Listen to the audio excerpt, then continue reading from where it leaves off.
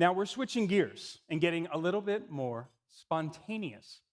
Our next session explores a fascinating idea. Is improvisation the ability to be funny and respond creatively in the moment, something that's hard for humans to get right too, in addition to speaking apparently, the ultimate test for AI? To show us what that looks like in action, please join me in welcoming research scientist at Google DeepMind and director of the Improbotics Theater, Piotr Mirowski. Thank you, Andrew. Hello, London. So, hello. Let me leave that thing and unplug the little robot and maybe say a few words about myself. I do have a day job. And as a matter of fact, I was studying computer science and improv for a very long time, almost like 20 years, each of those. And I did my PhD at NYU with a professor called Yann Lequin, back in the time when he still had time for students, and back in the time where AI was a dirty word. We had to avoid it, putting in publications in order to get accepted. And in my day job, I've been working on various AI research. For instance, learning to navigate or learning to predict the weather, essentially trying to make up things that happen in the future using machine learning. So that's essentially my day job.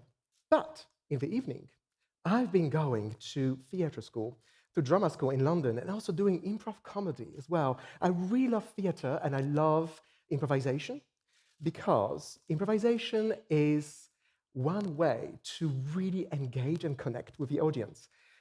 Some researchers, some academics have defined improvisation as real-time dynamic problem solving.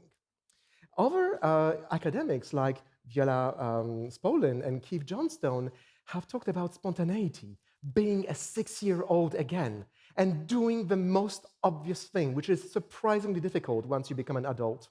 Improvisation is all about reacting in split second to whatever is thrown at you and saying the most obvious thing that comes to your mind. And if you want to see some improv in London, you can go to see our friends from Showstoppers who improvise a 2-hour musical every month, fully from scratch. So this is improv. One of the reasons why improv is so valued in business environments is that it's all about collaboration, and it's about learning to listen to your stage partner. So something happened in my mind about 9 years ago. I was working at Bing, at Microsoft, on the second most popular search engine, Bing. And I was working on query auto-completion, trying to basically predict what people are going to type based on the context. And I was doing improv, and then I realized that there was a strange connection between the two things: machine learning, maximizing likelihood, and being obvious, saying the most obvious thing on your mind. So that's how the idea of improvising with a robot came to be.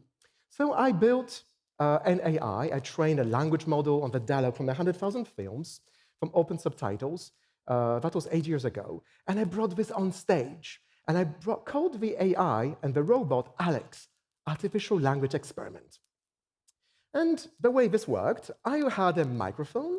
I would speak to the robot using speech recognition, and it would use a language model to reply. Nothing surprising for anyone who has used an AI assistant in the last few years.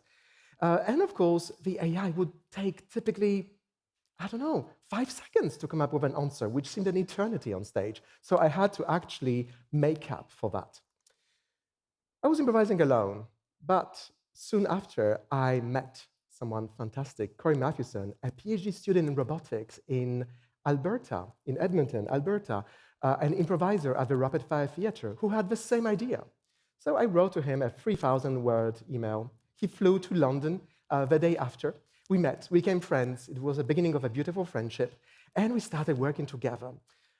From Corey's perspective, improvisation is the art of making your stage partner look good on stage. It's not about you, it's about them. He would have this shtick where he would invite someone from the audience who never did improv before, and he would make him look good, make her look good for 15 minutes on stage.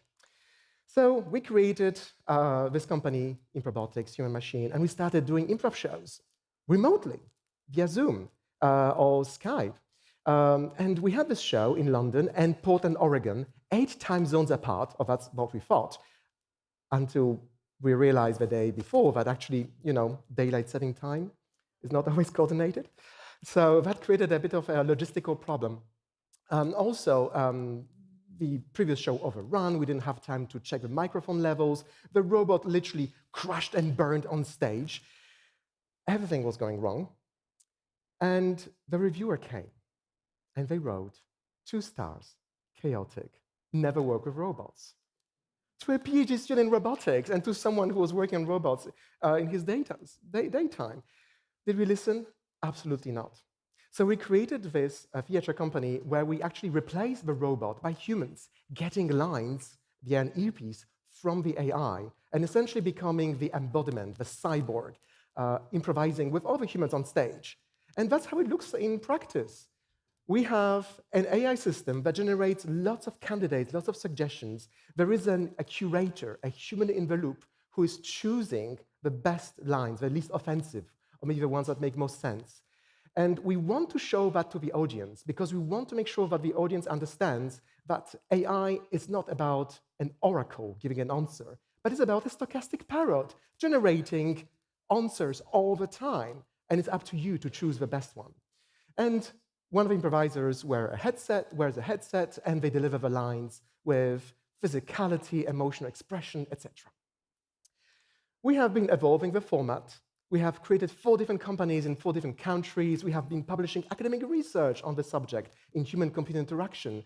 And we have replaced the earpieces by augmented reality glasses, which we might demo later. And we have also been working on telepresence. How do we improvise during COVID, where everyone is miserable at home? Everyone gets a green screen, and one of us is live video DJing us to place 2 improvisers on a horse, or in a car, or in a bathtub, and see what happens. Next. So this is a demo of a system during COVID. We have also worked on live translation, because that's the origin of large language models, translation. And we have done multilingual shows where one person may speak in Polish, another one in French, and both get understood because they have live translation. So does the audience. We have incorporated image generation, exploring PowerPoint generation, improvised TED Talks, PowerPoint karaoke made by AI, or even incorporated deepfakes in a very consensual way to basically inform the audience about the potential to actually get a live deepfake in real time and to explore maybe a more fun aspect of it while informing about the potential dangers of all those technologies.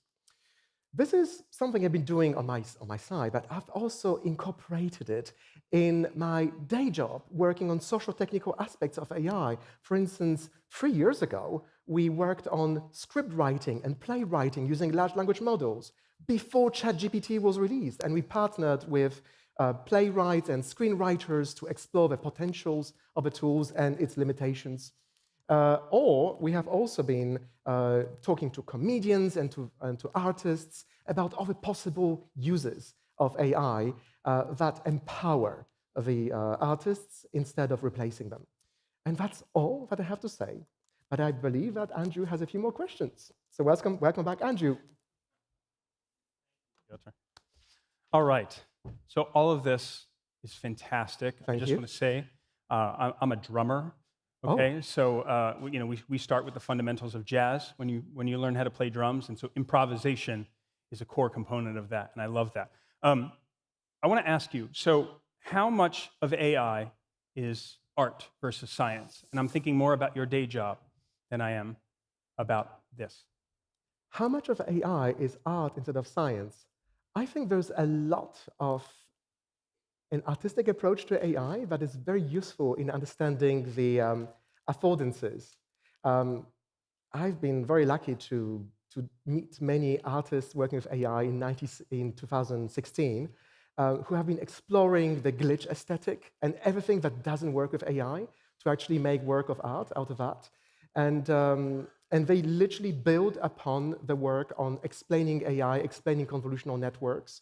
So there's a very interesting partnership that happens that kind of replicates what poets were doing with drugs in the 19th century. Am I making comparison? Sort of, yes. You have done a lot of different work in building your career, your day job, in different areas. Navigation, you've worked on. You've worked on climate modeling. Yes. So what have you learned from that you're putting in this work? Yes. Directly, climate models, there is the stochastic aspect, which is vital to climate models. That's essentially how we get forecasts of the potential outcomes. Yes. You change initial conditions, and you're keeping the same dynamical model, you get radically different outcomes. And so when we look at those extremely scary curves of the rise of temperature over the last 8 years, it might rise by only 1.5 degrees or by as much as 8 degrees. And this is an illustration of a stochastic aspect of AI models or numerical simulation. With some crackling from microphones, that I am trying to convey when coming on stage.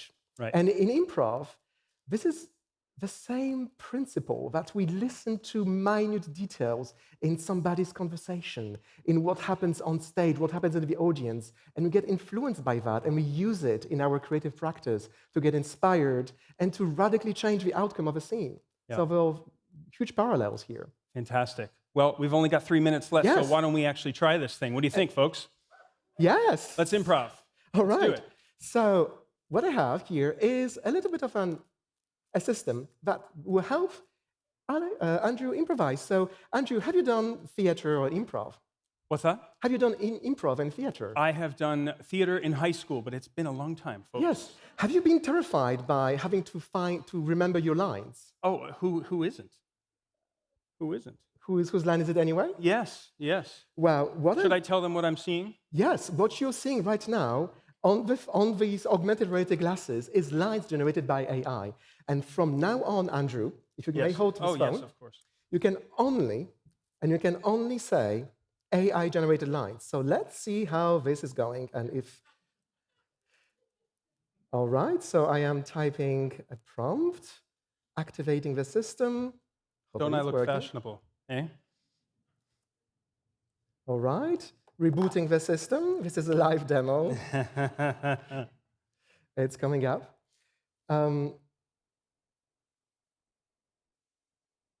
Yes, it is coming up in those very long moments of silence on stage.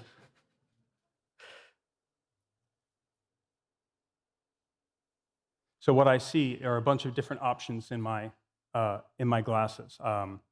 It had generated different responses, and I can choose which to deliver to Piotr in our conversation. All right. So if I say something... It's saying hello, yes. Hi, AI.